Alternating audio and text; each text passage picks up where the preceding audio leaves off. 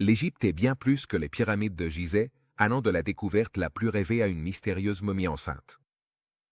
Voici les 15 choses les plus étranges découvertes en Égypte. Numéro 15. Découverte rêvée. En 2022, les archéologues travaillant sur un site au Caire, en Égypte, étaient euphoriques après avoir fait une découverte de rêve. Sous les sables mouvants de l'état de la ville, se trouvait un impressionnant sarcophage égyptien, qui reposait intact à l'intérieur d'une chambre funéraire. Il est resté intact pendant de nombreuses années, et ce n'est que récemment que quelqu'un a eu l'occasion de jeter un coup d'œil à cet impressionnant sarcophage.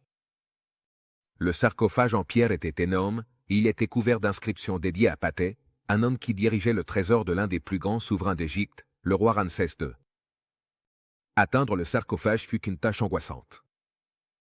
Pour atteindre le fond de la chambre funéraire, les archéologues ont dû retirer une grande quantité de sable, en utilisant un seau attaché à une corde manuelle. Mais après avoir retiré méticuleusement les débris, l'équipe d'experts a été récompensée par un sarcophage magnifiquement bien conservé. Bien que Pathé Muya n'ait pas été pharaon, il a joué un rôle important pendant le règne du roi Ramsès II. Il n'était pas seulement la personne en charge du trésor royal, mais il était aussi scribe, superviseur du bétail, et responsable des sacrifices aux divinités dans le temple du roi à Thèbes. Malheureusement, bien que le sarcophage soit presque intact, les archéologues croient que la chambre funéraire a été pillée au cours du XIXe siècle. Cela explique pourquoi il n'y avait pas d'artefacts précieux à l'intérieur de la chambre. Numéro 14. Nouveau détail de la momification. En 2002, les archéologues d'Égypte ont découvert une cache de matériaux de momification et de tonte située près de la pyramide de Djosé. Nommée ainsi d'après le premier roi de la troisième dynastie de l'Ancien Royaume, l'énorme collection de vases funéraires était enterrée dans un puits de 45 pieds de profondeur. C'était la plus grande collection découverte jusqu'à présent, avec plus de 350 grandes jarres en céramique et des artefacts plus petits. Parmi eux, il y avait des jarres utilisées pour stocker les organes extraits des momies du site. Il n'est pas surprenant que chaque enterrement soit rempli de nombreux artefacts. Après tout, les anciens Égyptiens croyaient que la momification aidait le défunt à atteindre l'au-delà. Les Égyptiens croyaient que la seule façon pour l'âme de voyager vers l'au-delà était que le corps reste reconnaissable. Ils ont passé des années à affiner le processus de momification, ajoutant de nouvelles huiles et essences pour l'améliorer. Les archéologues ont découvert des huiles de résine et de myrrhe utilisées pour embaumer, et il est devenu plus évident pourquoi les pharaons étaient préparés pour la momification. Il fallait plusieurs jarres canotes pour stocker les organes internes de la personne momifiée. Pour la royauté, leur chambre serait également l'endroit où leurs trésors et artefacts seraient conservés. Numéro 13. Roche spatiale mystérieuse. Cette pierre mystérieuse a été découverte en 1996 dans la Grande Mer de Sable, au sud-ouest de l'Égypte. Elle est connue sous le nom d'Hypatie, du nom d'une astronome égyptienne. Bien qu'elle ressemble à une pierre ordinaire, une analyse récente a révélé que l'échantillon de 3 grammes ne ressemble à rien de notre système solaire. En fait, elle ne ressemblait à rien de toute la Voie lactée. Les chercheurs affirment qu'Hypatie pourrait être la première preuve d'une explosion de type supernova sur notre planète. Mais, qu'est-ce qui rend ce type de supernova spécial? Ce type d'explosion est incroyablement rare et est l'un des événements les plus brillants de tout l'univers. On considère que les supernovas sont l'une des sources originales d'éléments plus lourds que le fer dans tout l'univers. Essentiellement, même le fer qui coule dans votre sang provient d'une supernova ou d'un autre type d'explosion cosmique qui s'est produite bien avant la formation du système solaire. Cela signifie que les supernovas sont essentielles à la vie. Les supernovas expulsent des nuages spatiaux de poussière, de gaz, et plus de diversité interstellaire. Sans ce phénomène cosmique, notre univers aurait été très différent. Numéro 12. Tête de crocodile. Récemment, des archéologues ont découvert 9 têtes de crocodile enterrées dans la nécropole de Thèbes, un ancien cimetière de la Haute-Égypte. Les restes des animaux étaient conservés à l'intérieur de 2 tombes portant le nom de hauts fonctionnaires ayant vécu pendant le Nouvel Empire d'Égypte. Entre le XVIe siècle avenue Jésus-Christ et le XIe siècle, avenue Jésus-Christ.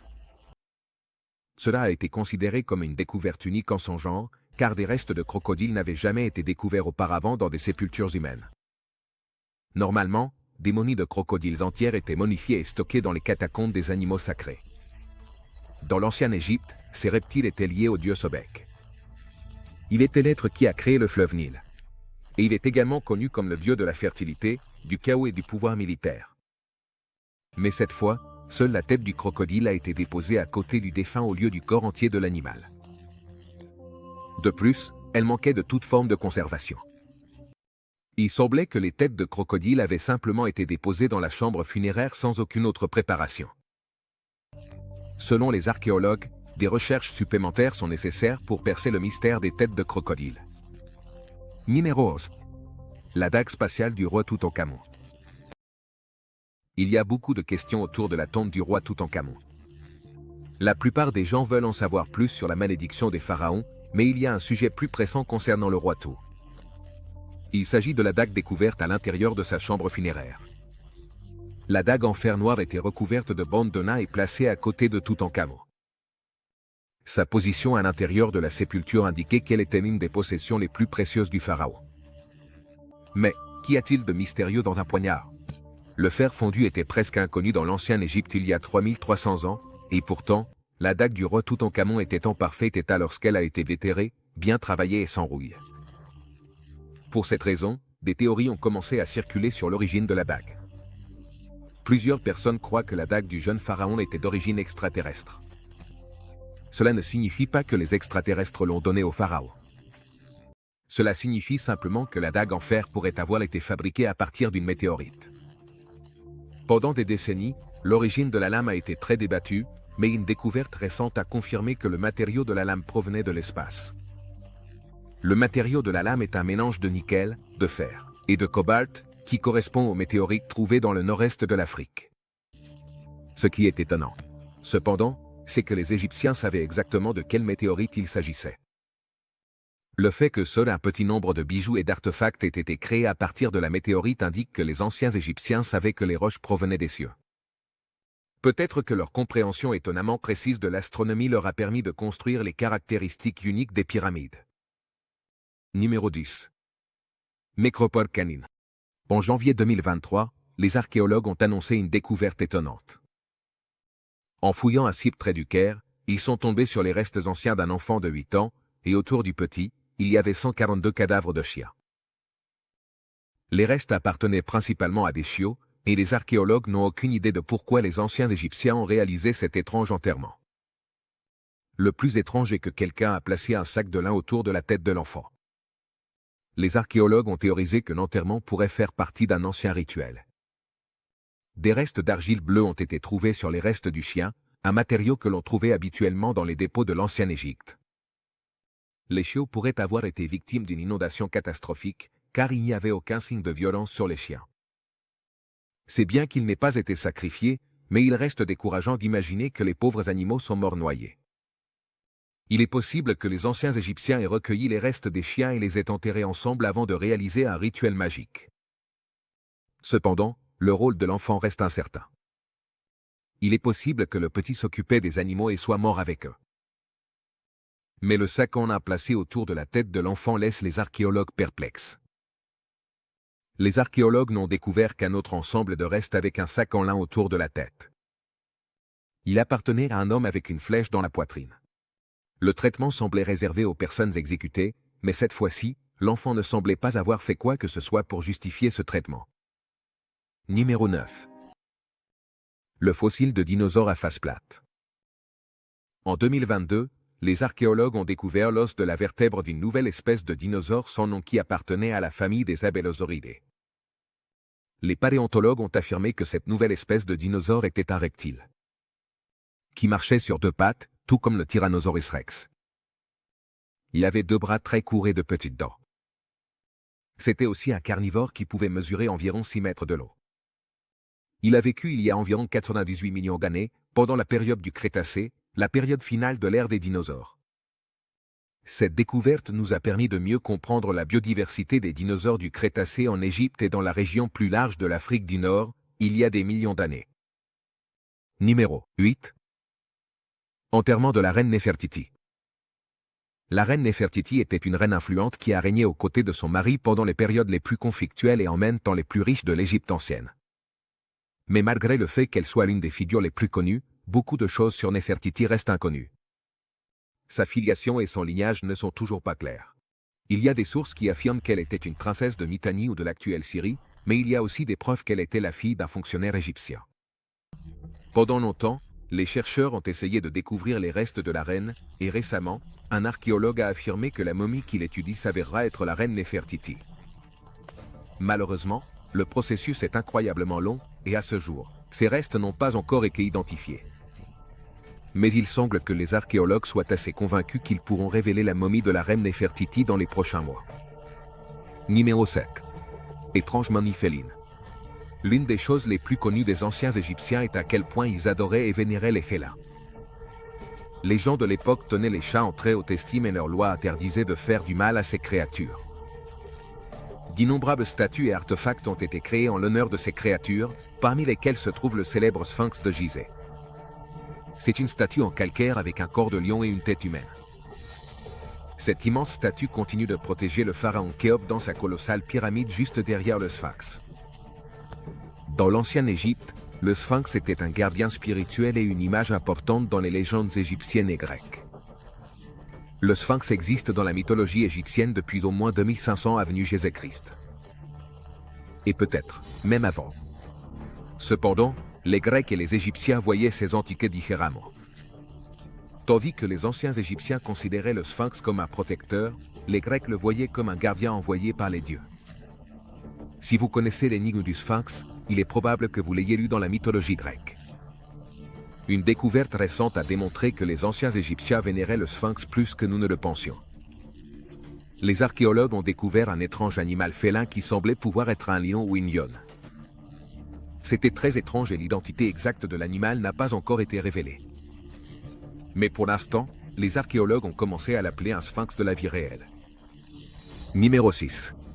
Des centaines de momies dans la ville. Une énorme collection de momies de l'ancienne Égypte a été récemment découverte dans la ville des morts, le site archéologique de Saqqara, au sud du Caire. C'était un mystère incroyable, et des informations précieuses ont pu être obtenues des statues en bronze et des artefacts. Mais beaucoup croient que tout le trésor est maudit. Selon les archéologues, chaque fois qu'ils découvrent une énorme cache de momies, la découverte suscite toujours la peur. Tout a commencé avec la découverte de la malédiction du roi Toutankhamon, mais elle perdure encore. Beaucoup croient que quiconque ose ouvrir et perturber une momie égyptienne sera maudit. Certains pensent que c'est vrai, tandis que d'autres croient que les décès ne sont qu'une simple coïncidence. Les archéologues ont depuis longtemps écarté ce curieux maléfice comme étant peu plus que du folklore. Ils affirmaient qu'il s'agissait plutôt d'une histoire diffusée pour empêcher les voleurs de piller et d'endommager les tombes. Numéro 5. Un sacrifice d'oie vieux de 3500 ans. En 2020, un ancien coffre en pierre et une boîte en céramique ont été découverts dans une sépulture en Égypte. La pierre datait de 3500 ans et à l'intérieur se trouvait une oie de sacrifice. Or, ce n'est pas un fait très connu, mais la racine de la tradition des œufs de Pâques remonte à l'ancienne Égypte. Égyptiens, Phéniciens et Hadous. Ils furent parmi les premières civilisations à décorer et échanger des œufs entre eux au printemps. Le geste représente la nouvelle vie qui éclot pendant la saison. Les archéologues croient que l'œuf d'oie sacrifié était offert à un membre de la royauté, et il est possible qu'une nouvelle tombe soit bientôt découverte. Après tout, nous ne savons pas combien d'Égypte reste enfoui sous le sable. Numéro 4. Les rampes anciennes dans les pyramides. Comment les pyramides ont-elles été construites a longtemps été un mystère? Et la découverte d'un système de rampes vieux de 4500 ans l'a rendu encore plus intrigant. En 2020, les archéologues ont découvert les vestiges d'un système de rampes dans une ancienne carrière d'Albâtre à Jannab, une excavation dans le désert oriental. Selon les experts, le système date au moins de la même époque que le règne du pharaon Khéops, le souverain qui a ordonné la construction de la grande pyramide de Gizeh. Il est possible que les anciens Égyptiens aient utilisé les rampes pour déplacer l'albâtre, mais la découverte ne signifie pas que ces rampes étaient liées à la construction des grandes pyramides. L'albâtre est un matériau plus tendre qui diffère beaucoup des lourds blocs de pierre utilisés pour la structure extérieure de la pyramide. Cependant, la rampe utilisée pour transporter l'albâtre plus facilement et rapidement est un indice de l'avancement des anciens Égyptiens jusqu'à nos jours. Comment les anciens Égyptiens transportaient-ils les matériaux utilisés dans la construction de la pyramide reste un mystère. Numéro 3. Le mystérieux babouin. Des annales de l'ancienne Égypte, c'est une terre lointaine magique où les aventuriers intrépides pourraient obtenir de l'or, de la myrrhe, et toutes sortes de richesses. Elle était connue sous le nom de terre de Punt ou terre de Dieu. Ce royaume rivalisait avec les richesses de l'ancien Égypte. Cependant, il est assez étrange que le nom de la terre de Punt n'apparaisse pas dans plus de registres. Tout ce que nous savons, c'est que les anciens Égyptiens ont commencé à voyager vers la terre de Punt il y a environ 4500 ans. Ils ont continué à le faire pendant plus de 1000 ans, du moins selon leurs registres hiéroglyphiques écrits. Les anciens Égyptiens obtenaient des résines, des métaux, des bois durs, ainsi que des animaux exotiques du royaume. Mais il faut plus de preuves concernant ces biens et leur provenance. Il existe même des théories selon lesquelles la terre de Punt pourrait ne pas être réelle en premier lieu. Cependant, la découverte d'un crâne de babouin a tout changé. Au XIXe siècle, les archéologues ont découvert le crâne d'un babouin lamadrias dans l'ancienne ville égyptienne de Thèbes. À son époque, cette espèce était considérée comme l'incarnation de Thoth, un dieu de la sagesse. Malgré son importance, l'animal n'était pas originaire d'Égypte. Pour déterminer son lieu d'origine, les archéologues ont étudié les isotopes chimiques de l'émail dentaire du babouin et ont obtenu des indices sur le lieu de naissance de l'animal. Grâce à cette étude, les archéologues ont découvert qu'il était né de l'autre côté de l'Afrique de l'Est et de la péninsule arabique. Cela suggère que la terre mythique de Punt pourrait être l'actuelle Érythrée, l'Éthiopie, ou le nord-ouest de la Somalie. Numéro 2. L'Adam résout un mystère de plusieurs décennies. Hatshepsut fut l'une des dirigeantes les plus remarquables d'Égypte. Elle était la fille de Thoutmôsis Ier et l'épouse de son demi-frère, Thoutmôsis II. Lorsque son mari est décédé, elle est devenue corrégente avec son jeune fils, Thoutmôsis II. Il semblait qu'elle se contentait d'être une figure de soutien, aux côtés des hommes puissants de sa famille.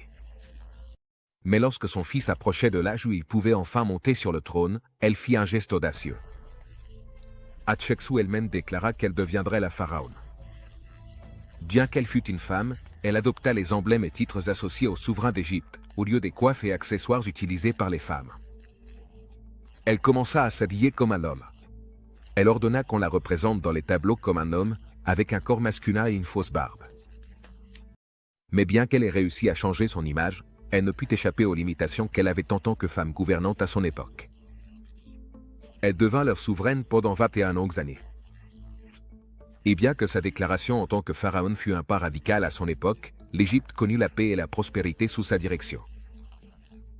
Lorsque Thoutmôsis III monta finalement sur le trône, il était naturel que son premier désir soit d'effacer l'héritage de sa mère des archives historiques. Les monuments la représentant furent défigurés et le nom d'Hatshepsut fut retiré de la liste des rois. Mais il n'y a pas de secret qui reste à jamais non découvert. En 1822, de brillants archéologues découvrirent sa tombée. Après avoir déchiffré les hiéroglyphes gravés, l'histoire d'Hatshepsut fut révélée. Il s'avéra que le corps d'Hatshepsut était incrusté dans un autre lieu d'enterrement. Mais grâce à une dent découverte dans son sarcophage, les experts purent identifier la momie d'Hatshepsut. Numéro 1. La momie mystérieuse. Lorsque les restes momifiés d'une femme égyptienne inconnue furent découverts pour la première fois, les archéologues n'y prêtèrent pas attention. Après tout, ce n'était qu'un des nombreux restes humains avec lesquels ils traitaient. Cependant, plus ils examinaient la momie, plus ils se rendaient compte de son étrangeté. La mystérieuse dame a vécu autour du 1er siècle avant Jésus-Christ. Dans l'ancienne ville égyptienne de Thèbes, maintenant connue sous le nom d'Luxor. Ce n'est que des années après sa découverte que les scientifiques se sont rendus compte que la dame mystérieuse n'était pas seule. À sa mort, la femme portait un enfant dans son ventre, ce qui en fait la première momie enceinte connue au monde. Les scientifiques ont affirmé qu'au fur et à mesure que la momification se produisait, le fœtus à l'intérieur du corps de la femme s'est conservé comme un œuf. Cependant, certains n'étaient pas entièrement convaincus de sa grossesse. Certains experts pensent que la momie n'était pas du tout enceinte. Plutôt, le fœtus fossilisé pourrait avoir été un paquet d'embaumements déformés, quelque chose que les anciens Égyptiens utilisaient pour remplacer les organes humains dans le processus de momification. Mais avant que ce débat ne puisse être tranché, l'équipe de recherche du projet Momie de Varsovie a annoncé autre chose d'intrigant à propos de la mystérieuse dame momifiée. Ils ont découvert qu'elle souffrait d'un cancer du mésopharynx. Si cela est vrai, la momie inconnue, dont la vie était impossible à décrire, serait la première momie enceinte et l'une des preuves les plus anciennes de cancer dans le monde antique. Lequel de ces découvertes vous a le plus plu? À bientôt.